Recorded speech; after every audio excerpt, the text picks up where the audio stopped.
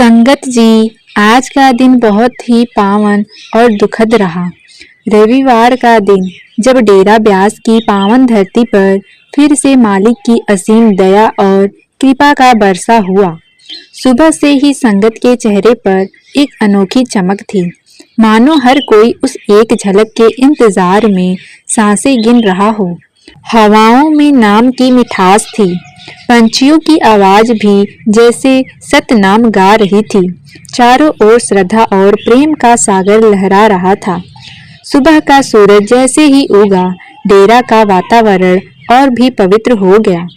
संगत की भीड़ इतनी विशाल थी कि जहां तक नजर जाए सिर ही सिर दिखाई दे रहे थे, पर हर चेहरा नर्म, शांत और प्रेम से भरा था।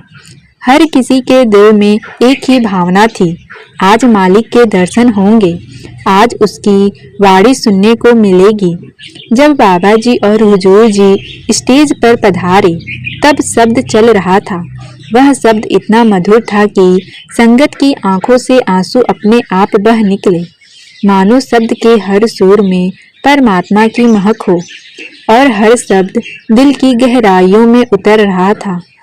जब बाबा जी ने संगत की ओर दृष्टि डाली, तो ऐसा लगा जैसे समय थम गया हो। हजारों दिलों में शांति उतर आई। बाबा जी ने सत्संग आरंभ किया और उनके पहले ही शब्दों में वह करुणा थी जो सीधे आत्मा को छू जाए। आज का सत्संग लगभग 1 घंटा 5 मिनट चला, लेकिन जो सुना गया वह अमृत बनकर आत्मा में बस गया।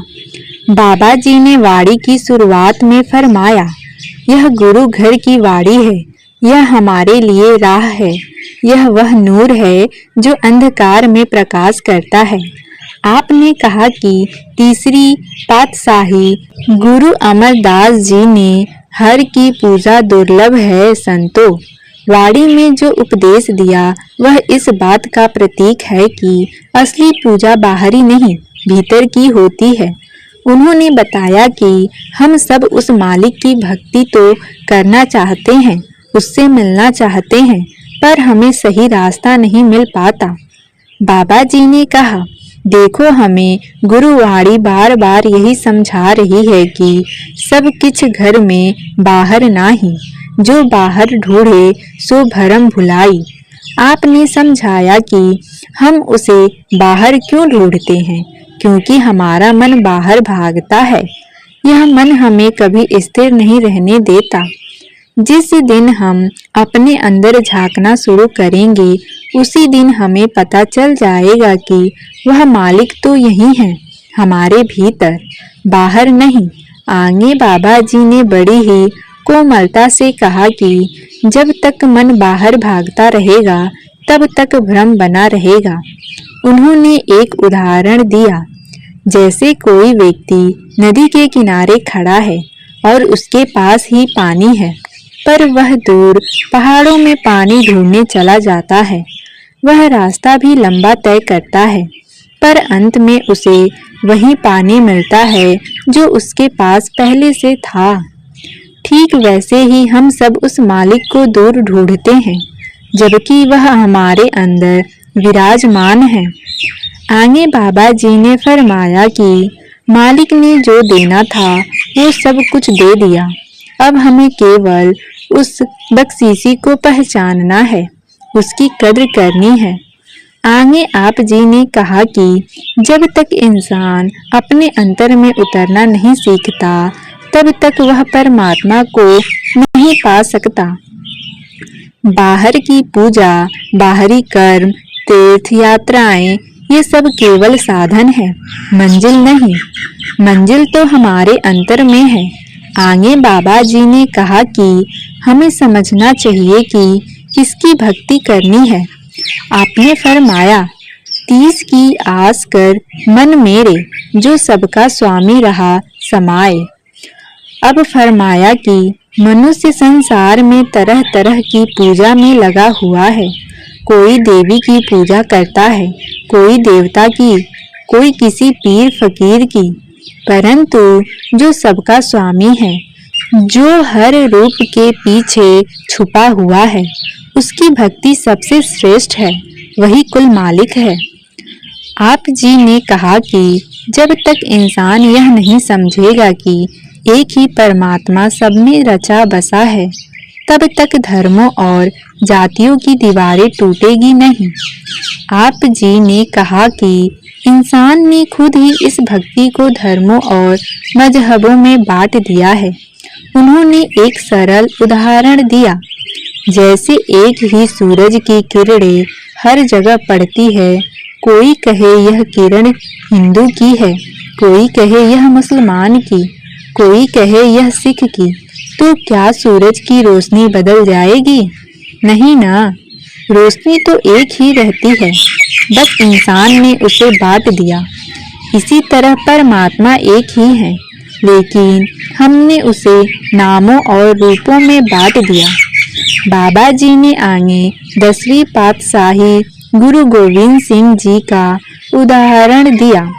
उन्होंने कहा कि 10वीं पातशाही ने परमात्मा के 1100 से भी अधिक नाम लिखे और अंत में कहा अनामी, यानी वह जो किसी नाम में बंधा नहीं जा सकता। फिर अपनी मौज में फरमाया, बलिहारी जाऊं जेथे तेरे नाम। इसका अर्थ यह है कि परमात्मा को किसी नाम में बांधा नहीं जा सकता, पर जो भी नाम लिया जाए वह उसी का है। बाबा जी ने कहा कि गुरु कोई शरीर नहीं, शरीर तो केवल माध्यम है। गुरु वाणी की पंक्ति फरमाई, शब्द गुरु सूरत धुन चेला। उन्होंने समझाया कि असली गुरु वह शब्द है जो हमें उस मालिक तक पहुंचाता है। आपने कहा यह शरीर तो केवल शमशान तक साथ जाता है, उसके बाद नहीं। शरीर की ताकत सीमित है, परंतु शब्द अमर है। शब्द वह धुन है जो आत्मा को उस अनंत से जोड़ती है। आगे बाबा जी ने फरमाया कि बहुत लोग यह सोचते हैं कि किसी जगह जाने से, किसी दरबार में माथा टेकने से या किसी बाबा से मिलने से मुक्ति मिल जाएगी, पर यह गलत फहमी है। उन्होंने कहा कि जब तक हम भजन बंदगी नहीं करते, जब तक उस शब्द से नहीं जुड़ते, तब तक कुछ नहीं बदलता। आगे कहा कि शब्द कर्म की रेख कटावे, शब्द शब्द से जाए मिलावे, यानी कि हमारे कर्म केवल शब्द की कमाई से ही समाप्त हो सकते हैं। फिर बाबा जी ने एक उदाहरण दिया, जैसे एक बीज मिट्टी में दबा रहता है, अगर उसे धूप, पानी और देखभाल मिले तो वह अंकुर बनकर पेड़ बन जाता है। लेकिन अगर वह जमीन में पड़ा पड़ा ही रहे तो कुछ नहीं होता। इसी तरह नाम हमारे भीतर का बीज है। जब तक हम भजन बंदगी करके उसे सींचते नहीं, तब तक वह अंकुर नहीं फूटता। बाबा जी ने कहा कि परमार्थ का अर्थ है एहसास। जब इंसान अपने अंतर में उतरकर उस मालिक का अनुभव करता है, वही असली परमार्थ है। उन्होंने कहा कि हर की पूजा दुर्लभ है। संतों यह हमें यह याद दिलाने के लिए कहा गया है कि यह मार्ग आसान नहीं, लेकिन असंभव भी नहीं। बाबा जी ने कहा कि जब इंसान अपने आप को मालिक की रजा में समर्पित कर देता है, तब जीवन में सच्चा सुख आता है। बाबा जी ने कहा, देखो, जब एक कतरा समुद्र में मिल जाता है तो वह समुद्र बन जाता है। इसी तरह जब आत्मा परमात्मा में मिलती है तो वही सच्ची पूजा है। फिर बाबा जी ने नाम के विषय पर विस्तार से कहा, नाम क्या है? नाम कोई शब्द नहीं, बल्कि वह ताकत है जिसने सब कुछ उत्पन्न किया है। गुरु वाणी की तुक फरमाई, जिस अक्षर को लेन तू आया, राम नाम सतंत घर पाया। उन्होंने कहा कि नाम वह क्रिएटिव पावर है जिसके सहारे यह दृष्टि चल रही है। हर पत्ता, हर लहर, हर सांस उसी के हुक्म में चल रही है। बाबा जी ने फरमाया कि संत महात्मा इसी नाम का उपदेश देने वाले हैं। वे हमें उस नाम से जोड़ने आते हैं। उन्होंने मीराबाई का उदाहरण दिया। उन्होंने कहा कि देखो, मीराबाई मेवाड़ की रानी थी। उनके पास सब कुछ था, धन, दौलत, वैभव।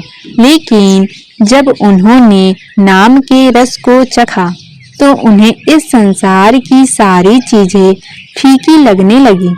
बाबा जी ने प्रेम में कहा, पायो जी मैंने नाम रतन धन पायो, वस्तु अमोलक दी, मेरे सतगुरु कृपा कर अपनायो। यह नाम वह रतन है जो हर किसी को नहीं मिलता, केवल उसे मिलता है जो सच्चे मन से खोजे।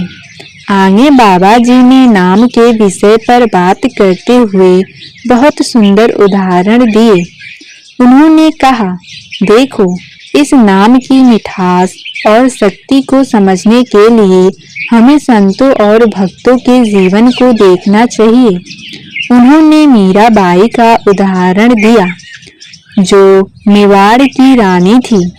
आप जी फरमाया, मीराबाई जी राजघराने में जन्मी थी।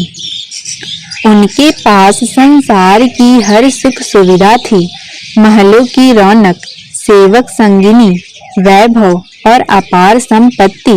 लेकिन जब उनकी आत्मा को उस नाम का स्वाद मिला, जब उन्होंने उस प्रेम की पहली बूंद चखी, तो सारी दुनिया की रौनक उन्हें फीकी लगने लगी।